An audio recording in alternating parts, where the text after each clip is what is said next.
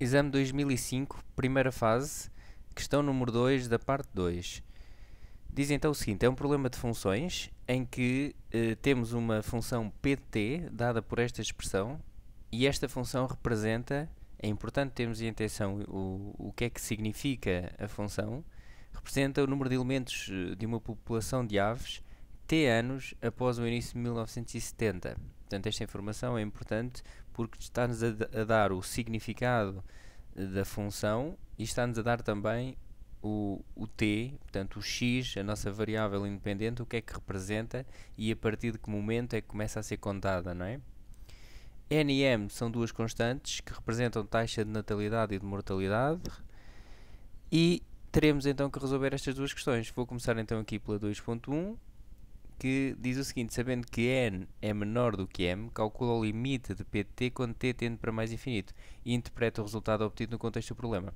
Bom, estamos aqui a pedir um limite, né? Nós devemos então ter foco especial no que nos estão a pedir, que é o limite de pt quando t tende para mais infinito. E vamos então calculá-lo e depois fazer a interpretação no contexto do problema. Desde já dou aqui uma dica para a interpretação. Isto costuma ser sempre assim, ok? É claro que nós estamos a calcular o limite de uma determinada função quando t tende para mais infinito, ou seja, passado muito tempo, né? Com o passar do tempo vai acontecer alguma coisa. No fundo, é essa a interpretação que temos que fazer no contexto do problema. Iremos dizer assim, depois de termos o valor deste limite, vamos dizer com o passar do tempo, passado muitos anos, os elementos da população tendem a aproximar-se desse determinado valor, ok? Bom, vamos então começar pelo limite. Queremos então o limite de pt quando t tende para mais infinito. Reparem, nós temos aqui uma informação, ainda nem sabemos bem, poderemos já saber, não é? Mas vamos supor que, mas o que é isto? Eu não sei bem o que é que vou fazer com isto. Não interessa, começa a resolver. Vou calcular o limite que me estão a pedir e logo vejo se vou precisar disto ou não. Certamente iremos precisar, não é? Então temos aqui o limite de 5,2 vezes 10 levantado a 7 vezes e levantado n menos m de t quando t tende para mais infinito. A primeira coisa a fazer ao calcular limites é então aplicar limites, que é o que eu vou aqui fazer, ok?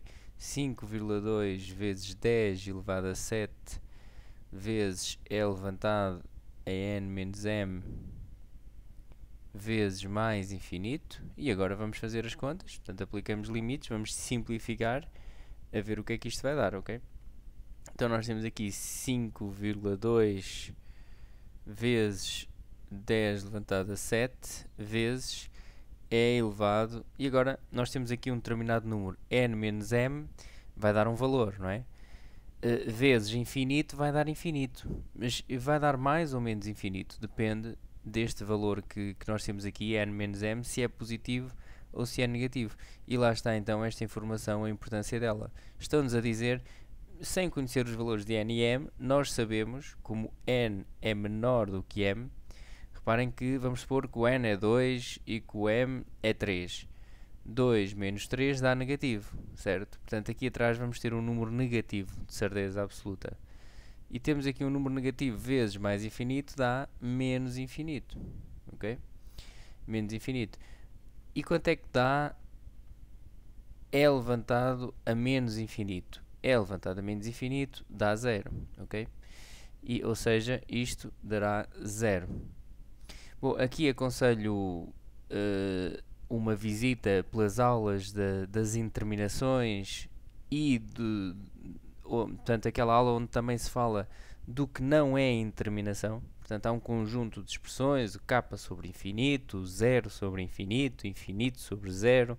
Isso não é indeterminação. Isto aqui também não é indeterminação, dá um determinado valor.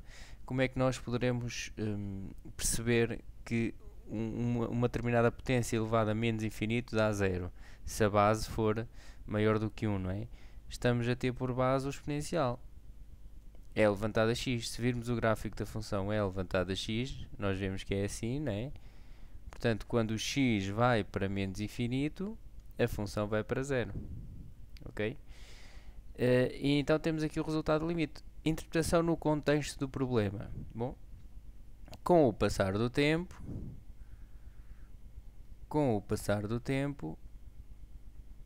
a população de aves tende a desaparecer. Porque deu zero, não é? A população de aves tende a desaparecer. Ok? Tende a desaparecer. Porque quando o t tende a desaparecer, quando o t tende para mais infinito, passado muito tempo, o número de aves, que é dado por pt, deu-nos zero.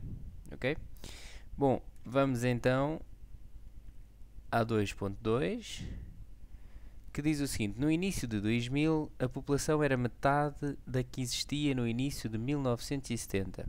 Sabendo que a taxa de natalidade, portanto o N, estamos a dar aqui o N, é igual a 7,56, determina a taxa de mortalidade.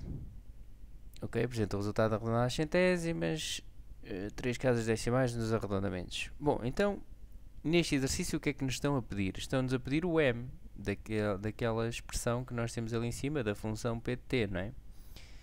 Bom, mas estão-nos a dar alguma informação, estão-nos a dar o N e estão-nos a dar mais uma informação, não é? E que informação é essa? No início de 2000 a população era metade da que existia no início de 1970. Quer dizer que estão-nos a dar aqui um ponto da função, ou seja, para determinado t, passado um determinado número de anos, a população era metade da que existia no início. Portanto, o 70 corresponde ao t igual a 0, não é? É o instante inicial. Nós temos que ver que o nosso t é anos que passaram a partir de 1970, do início de 1970. Ok? Então, no início de 2000 passaram quantos anos? Nós fazemos a conta, portanto, 2000 menos 1970, que dará, portanto, 30, 1970, 30, e temos então aqui o número de anos que passaram, ok? É o nosso t. Então o que é que nós sabemos? Que p de 30, ao fim de 30 anos, a população ao fim de 30 anos é igual a metade de quê? Metade do que havia no início. Ok? Portanto, esta é a condição inicial que nos vai permitir resolver o problema. Ok? Reparem que isto é passar para a linguagem matemática o que diz no enunciado em linguagem corrente. No início de 2000, portanto, ou seja, t igual a 30, passaram 30 anos, a população era metade da que existia no início de 1970. O início de 1970 coincide com o t igual a 0. Ok? Portanto, passado 30 anos, a população é igual a metade do que havia no início. Bom, agora vamos fazer aqui o p de 30. Então vou substituir na minha função o t por 30. 10 elevado a 7 vezes é levantado, já podemos substituir também aqui o n por 7,56 menos m, o m é o que queremos calcular, não é? Vezes 30 é igual a p de 0, e vamos substituir então aqui por 0, 10 levantado a 7 é levantado a n menos m vezes 0 sobre 2, ok? Atenção que aqui eu coloquei o n porque é irrelevante, uma vez que este 0 vai anular isto tudo. Também poderia colocar aqui 7,56, ok? Porque neste contexto também poderíamos considerar deste lado o n igual a 7,56. Como vai desaparecer, não me preocupei muito com essa situação. Ora, 10 elevado a 7 vezes é levantado a 7,56 menos m. Portanto, aqui vezes 30 vai dar igual a 5,2 vezes 10 levantado a 7. Portanto, é levantado a 0, isto vai dar 0 cá em cima, dá 1. Ok? Portanto, desaparece. Ficamos aqui com 2. Agora reparem, aqui temos 5,2 vezes 10 levantado a 7. E aqui temos 5,2 vezes 10 levantado a 7. poderemos, por exemplo, passar um deles, tanto faz, este 5,2 vezes 10 elevado a 7 para este membro a dividir, porque ele está aqui a multiplicar, não é?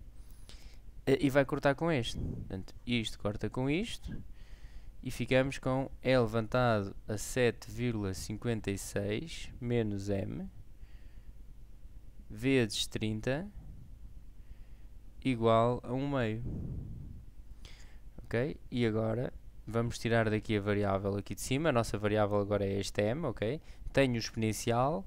Vamos resolver uma equação com exponenciais. Como é que isto fica resolvido? Passa a logaritmo.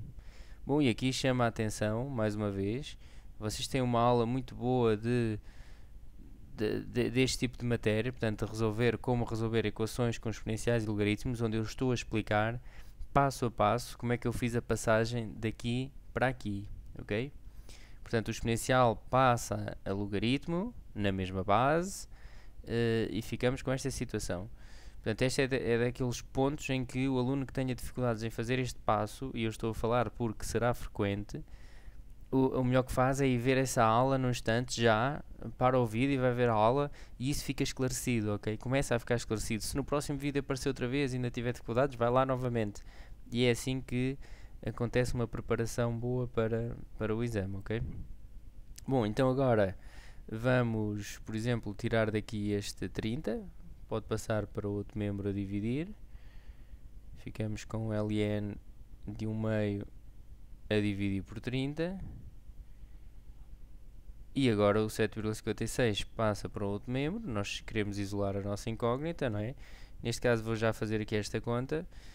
Uma vez que nos dizem 2 levantado a menos 1, eu poderia fazer aqui algumas simplificações com fórmulas, mas uma vez que isto é para apresentar com aproximações, com arredondamentos, vou já fazer a conta na calculadora. Portanto, a dividir por 30 e fico já com este resultado aqui simplificado. Portanto, isto aqui, esta conta vai dar, metem na calculadora, e vai dar menos 0,023. 0,23 é para arredondar às milésimas, exato, 3 casas decimais, está. E agora falta o menos 7,56, ok? E vamos fazendo as contas, portanto, menos M igual a menos, e agora quanto é que dá isto? 0,023 7,56.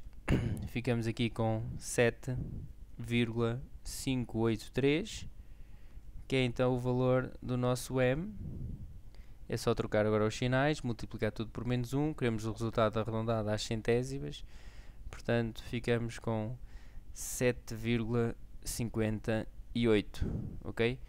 Deu-nos um resultado coerente, portanto o N é 7,56, o M deu 7,58, está ali próximo, não poderia ser uma grande disparidade, e pronto, está assim resolvida então esta questão.